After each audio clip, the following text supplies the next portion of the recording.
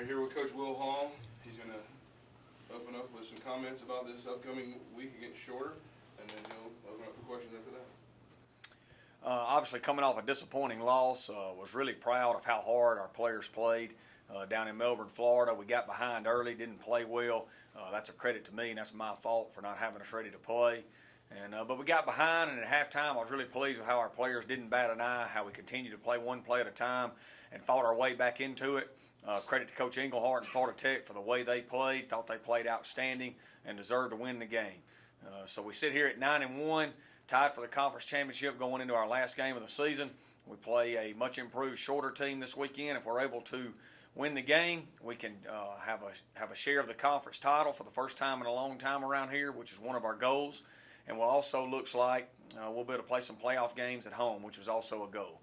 So all our goals are in front of us. We've got to we've had a good week of practice. We've got to keep forging forward and correct some mistakes.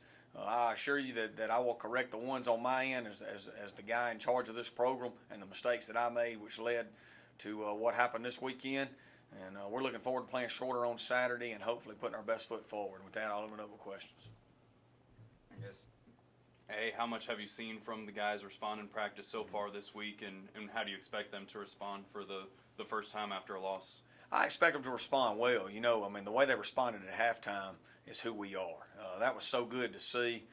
You hate to be put in a situation where you lose. To see that, really was the first time we had been in I guess it was the second time all year we'd really been in a close game at halftime. Third, I guess, Catawba, Valdosta, and now.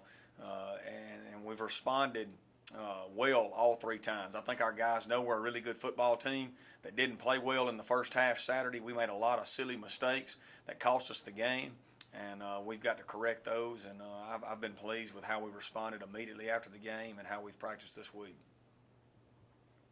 And I guess just what are some of the biggest things? Obviously, Shorter's played a lot of teams tight this year. Just haven't been able to finish it off. What have you seen from them?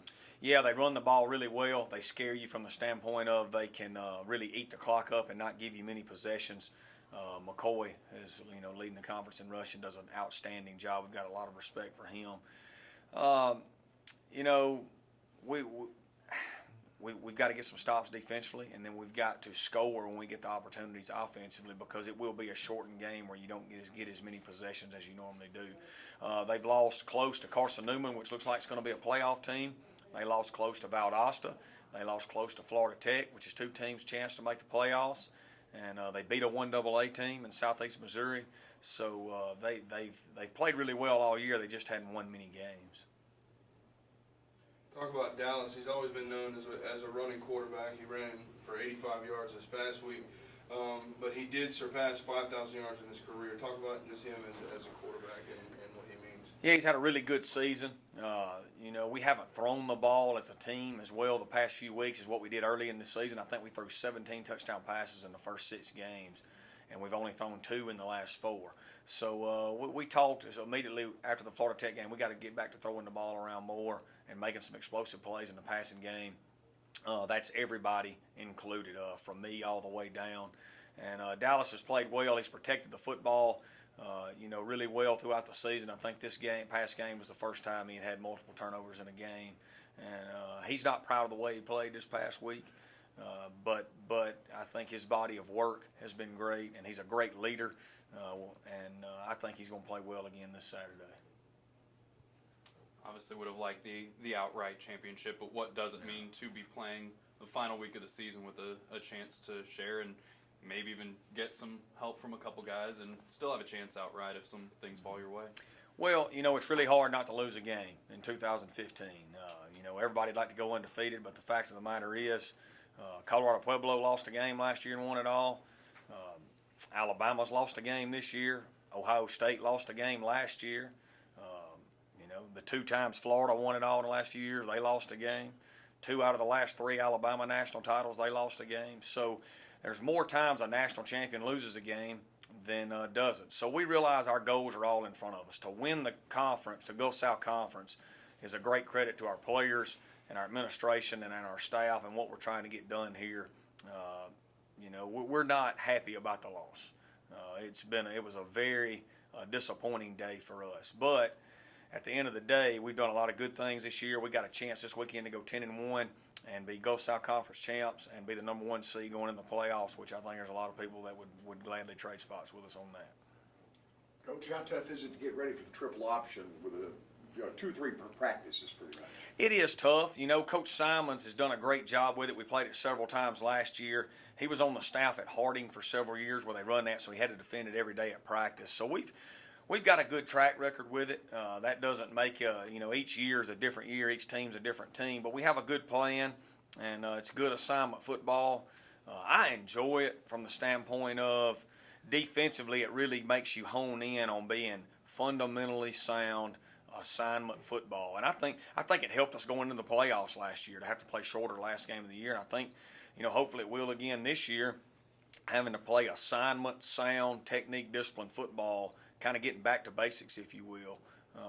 Going into the playoffs, we got a lot of respect for them though. They run the ball on everybody, and we certainly don't want to be the team they finally get a big win against.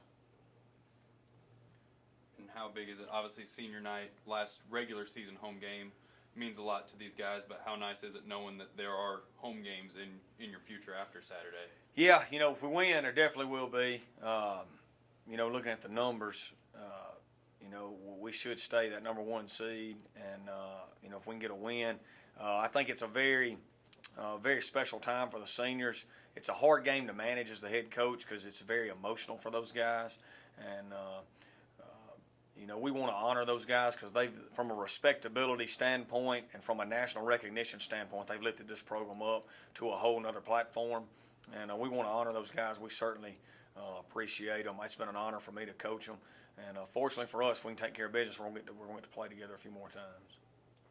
And then just kind of going off of that, how big is it, some of those guys that are 3-4 year guys that were part of the transition with you coming in here and have been through some down years and are now getting to enjoy the success? Yeah, I'm happy for them. I'm like I said, it meant the world to me how they bought into how we do things. And, man, they're some of my all-time favorite players I've ever coached. And, anytime as a coach, you're number one. The thing you get most satisfaction out of is watching your players succeed, watching them be happy, watching things happen to them that makes them happy, seeing them grow and mature. And that's a special group. Obviously, in that group, you've got some guys that have transitioned in some roles. I guess just how big is it that you mentioned them buying in, but then them being able to succeed in those new situations? Yeah, when we came in here, we had two totally different schemes on each side of the ball, and we moved some guys around. Carlos Hutton went from being a corner to an All-American free safety. David Dupatti went from being a linebacker to a D end to now a great fullback. Those are just two off the top of my head. But we moved some guys around. They all, like I said, bought in. They just wanted to win and wanted to be team and wanted to do what we asked them to do. And, I think that unselfishness and that attitude filters down, throughout our team. And then just a couple guys that aren't on the field much with Derek Seward. He took the red shirt last year and has gotten in a little bit this year. And then also want to get your thoughts on Adam Holly and what he means signaling in plays and just kind of what he adds to this group. Adam is going to be a great coach one day. Man, if Adam is an operator, he signals, he does everything he can to help the program. He's a really good quarterback. He just happens to be behind two guys that are playing really well. And I got the utmost respect for him as a person. Derek Seward does a phenomenal job in our special teams and brings a lot to the table offensively. And it just so happens that, Devontae Jackson's playing at a level right now probably better than anybody in this conference at any position. You could argue over the last several weeks he's been the best player in this conference. And LaMarcus Franks is really good too. And so, Derek hasn't gotten as many reps at running back, but his attitude's phenomenal, and he is a tremendous leader and a tremendous person and certainly an integral part of our team. You had two guys who had mix-ups this past week that have always been there this year, especially Hunter Hack and Shaq Hall. How have they responded this week in practice? Yeah, two great young men that have made a ton of plays for us to be where we're at. And, Hunter hit the field goal good, just kind of pushed it right, and didn't go in. But, man, he's ready to go. He's had a great week of practice. He's going to make the next one he kicks. And Shaq Hall, golly, we wouldn't all be standing here right now without Shaq Hall and what he did all throughout last year through the playoff run and this year. And they were both hurt, but mistakes happen. You know, you can't always control those type things. You can control your attitude. You can control how you treat people. You can control your impact on others on a daily basis. And those two guys, you know, they impact others in a positive way all the time, and I love both of them.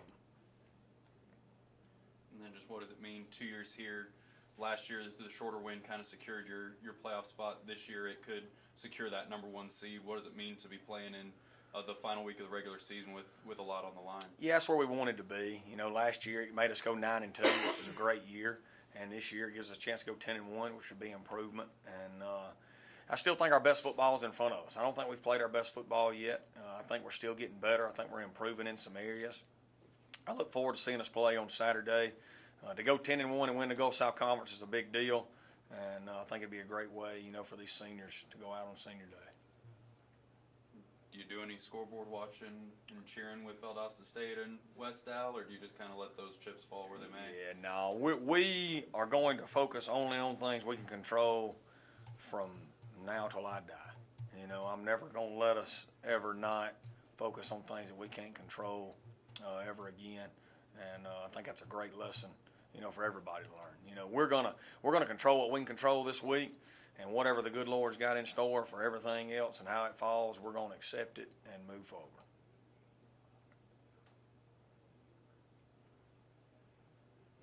All right, go Wolves.